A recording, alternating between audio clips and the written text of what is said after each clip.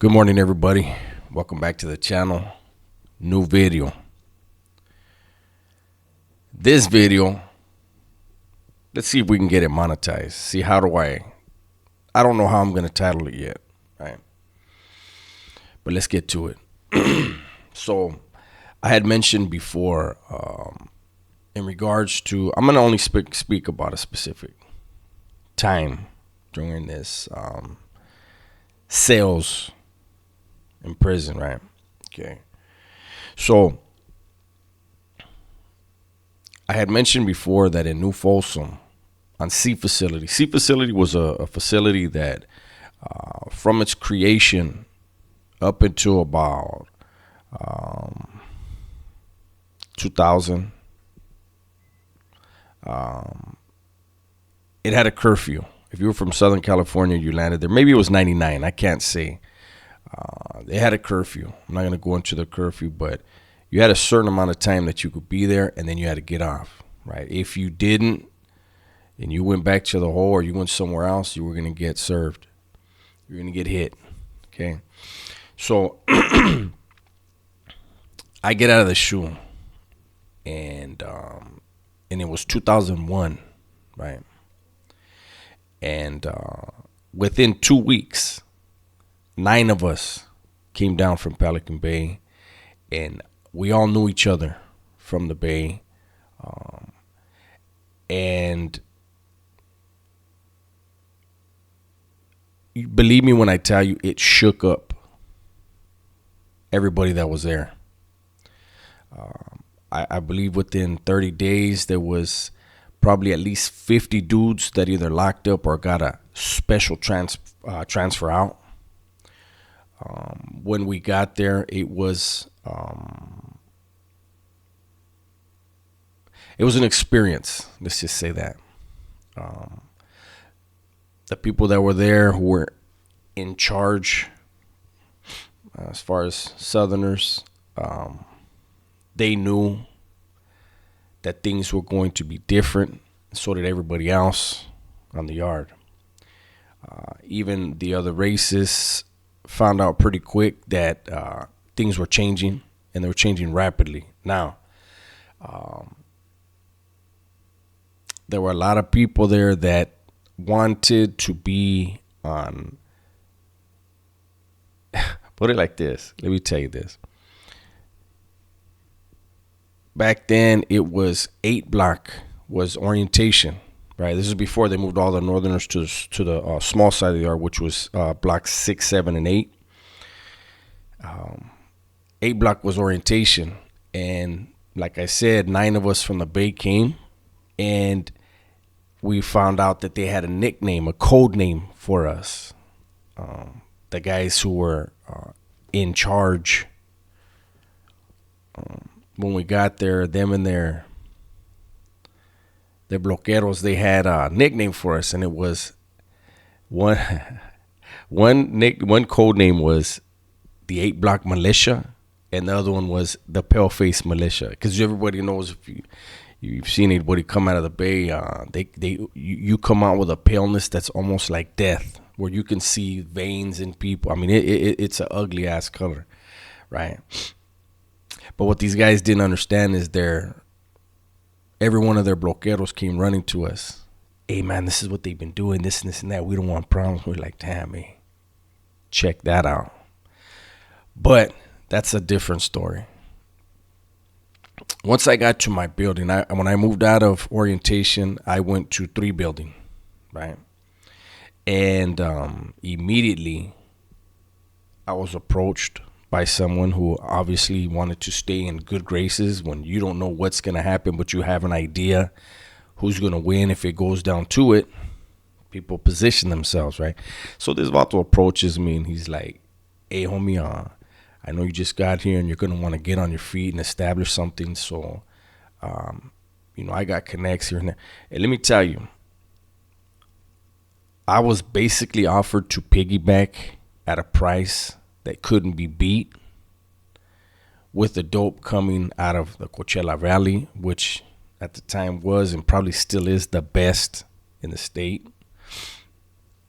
So I was like, shit, think I made like a $300 investment, and from that point on, there was no looking back.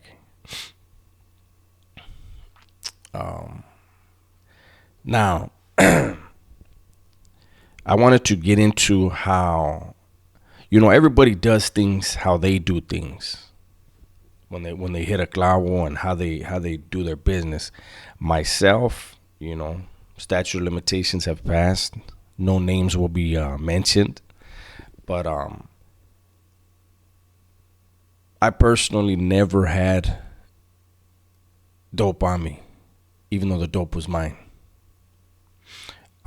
Only dummies, in my opinion, only dummies held their own dope. It made no sense to me because, contrary to what a lot of people think, when you're on the yard and you're moving dope and you're involved in certain things, you're getting snitched on a daily basis. You're getting snitched on by guys that owe you and can't afford to pay their debts. You're getting snitched on by rivals within your own car. And you're getting snitched on by rival dope dealers on the yard. It shouldn't be hard to believe because the same thing happens on the streets. Remember, prison is a microcosm of the streets. Same shit that happens out here happens in there. More concentrated version when you're behind the walls, right? But me, I was hitting every single weekend. If I had dope in the cell, it was never on me because I knew,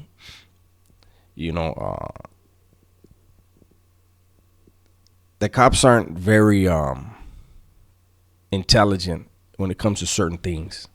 I mentioned before that when I had my cell phone, you guys can go back and look at the video. I can't remember the name of it. When I had my cell phone, when cell phones started coming in, I knew that the cops, there was no way, in their mind, there was no way that I would have a black man hold my phone. So that's exactly what I did. 2 cells down. 2 cells down. My boy Leonard from Texas used to hold my phone.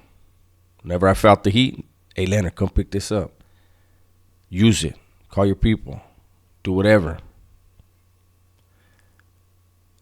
Same thing with the dope. I would get told on. And like I said, if I had some in the cell, my cellie was holding it. He had it tucked away. I had other cells in the building that would hold dope. I had my shit spread out because I knew I was constantly being told on. I was constantly being watched. When you're slinging dope in there, the cops pay attention. See, you would have certain dudes that they liked attention, so they would hold their dope. Me, I would chop my shit up. If you're hitting a piece every weekend, and I would rotate. I'd hit a piece of black, and then the next weekend I'd hit a piece of white, and then I'd get an ounce of fucking weed because the weed money's basically instant. That's your canteen and packages right there. The black and white for me was recop, fat in the pockets, and taking care of who needed to be taken care of, right? But yeah, I would chop it up. You don't need to chop up the whole damn piece. For what? You got, you're looking for them Native Americans with that great money. You can get off grams with them ASAP for great money. But I remember it would be every weekend, right? Because at a certain point that I got a job on the yard crew. So now I'm on the yard every single day. I'm on the phone every night, man, from like 9 o'clock at night, right after count time, to about 3 in the morning. Then I'm up at 5 on the yard all day baking in the sun or freezing in the cold. But every Monday I would come out to yard, boom. And as soon as yard would come out, I'd see my customers and they'd be walking and they're probably malias half the time, sick, dope sick. They need to get well, and they'll come walking, and they always knew they're not gonna front me off. You know what I mean? But they'd be walking and walking the track, and they'd make eye contact, and they'd be like, oh, what's up? And I'd be like, you already know. They'd let me know what they need, and I'd send people to the blocks. Tell them I need this. Boom. Never touched it. I had a tester. I would chop it up sometimes until I got this certain Sally that I was like, you do it all. I just wanted to see what came in, what it looked like, if it's right. If it was right, we're going to make a bunch of money.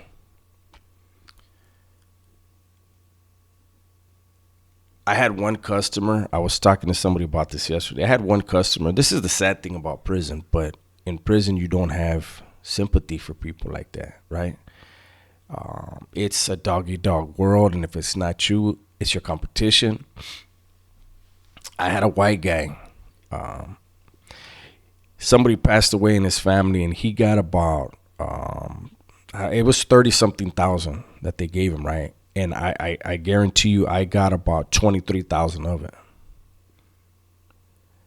And I didn't think twice. Because like I said, if I don't get it, the next man is.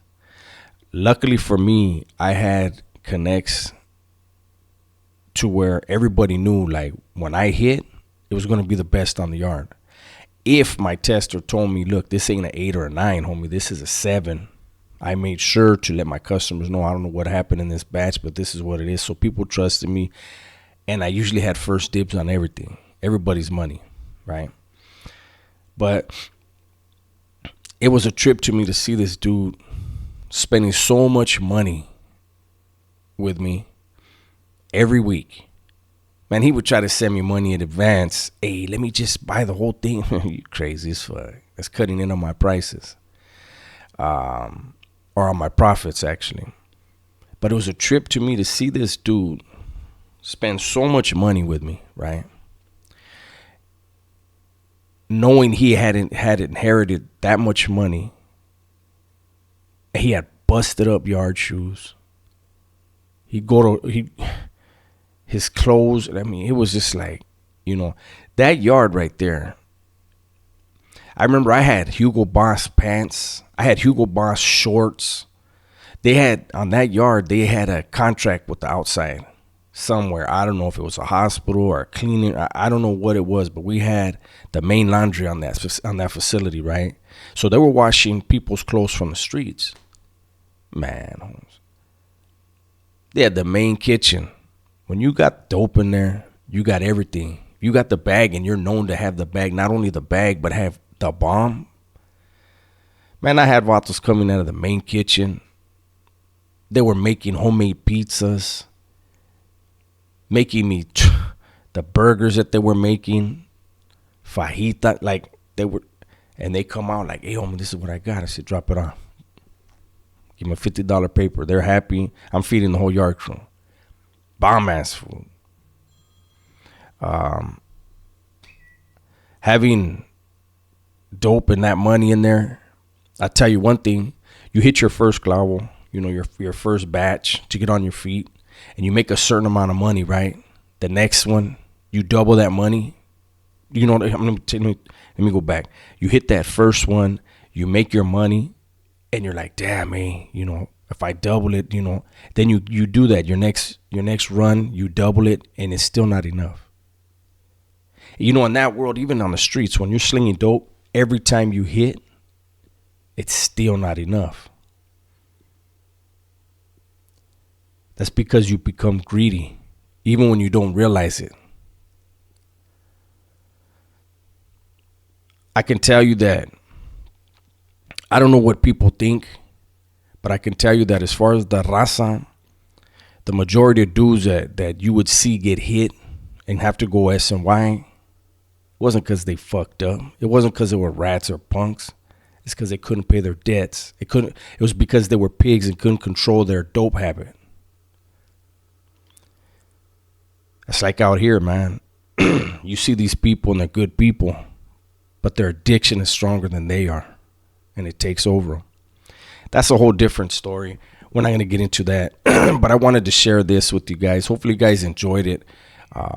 If you did, please hit the like. If you're not already subscribed, subscribe to the channel. Hit all on the notifications. Those of you seeing this right now, make sure you check your notifications and make sure it's on all, because YouTube has changed it for everybody. Most people to personalize. You won't get the notifications. And don't forget to check out my second channel, DUBESS. It's a reaction channel. I have a little fun over there, clown around a little bit. Everybody, please be safe, be smart, and tell the ones you love that you love them. I'm out.